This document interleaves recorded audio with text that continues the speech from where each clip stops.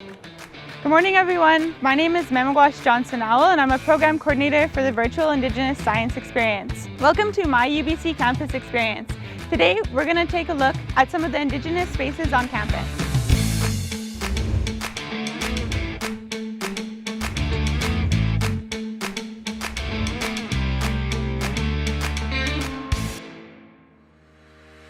Hi, before we begin this video, I'd like to acknowledge that today we're standing on the ancestral, traditional, and unceded territory of the Hunkaminam-speaking Musqueam people.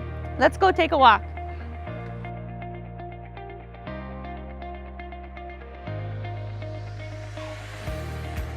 We're going to begin here at the Musqueam Welcome Post. I'd like to acknowledge that this is a version of a house post and not a totem pole.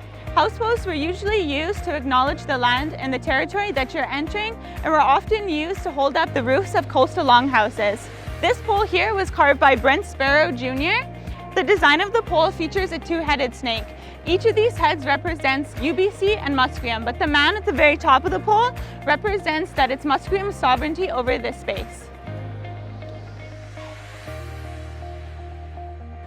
I want to stop and point out one of the many street signs here on campus. There are 9 named streets with 54 locations all across our campus. This sign in particular for Main Mall means middle and represents Musqueam's understanding of land and space. We are now at the Reconciliation Totem Pole. It stands 55 feet in height and was carved by Master Carver and Haida Hereditary Chief James Hart. Totem poles usually tell a story, and this one in particular tells the story of the time before, during, and after the Indian residential schools throughout Canada. Let's start at the bottom half of the pole, which represents the time before residential schools and reflects traditional ways of life, featuring a salmon, a bear, and a raven.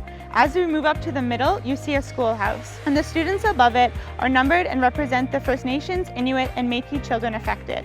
On the schoolhouse and embedded in the pole are thousands of copper nails, which represent the thousands of Indigenous children who died in residential schools. Moving on to the top half of the pole represents the time after residential school and features spirits, family, and a canoe. And at the very top is an eagle about to take flight, which Hart says represents the power and determination needed to look forward to the future.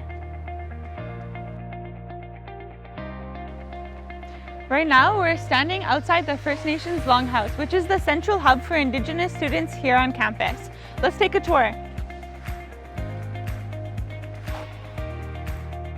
Before we get to the Longhouse, I just wanted to stop and point out the Waywall Library. This library hosts a collection written by and in collaboration with Indigenous authors from all around the world. Let's go take a look.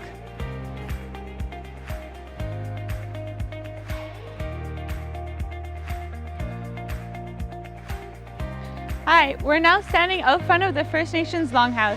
Just last year, we opened up the Indigenous Student Collegium. This space functions as a way to meet other Indigenous students here on campus, make connections, and they also hold a variety of different programming, including beading, food, and even tutoring services.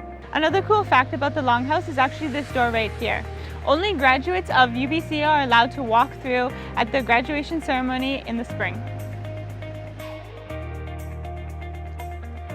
For our last stop, we're here in Library Gardens, situated between Walter Corner Library and Ivan K. Barber. Right next to me is the Indian Residential School History and Dialogue Center. The center is to be a place for former students and survivors of the Indian residential schools and their communities to access their records, and for students and the public to explore the vast archival holdings and learn more about the history and legacy of the schools through interactive technology. Thanks for joining me on this tour today. I hope that this video helped to explain some of the different Indigenous spaces on campus. Don't forget to like, comment, and follow AMS channel for new videos dropping soon. See you guys next time.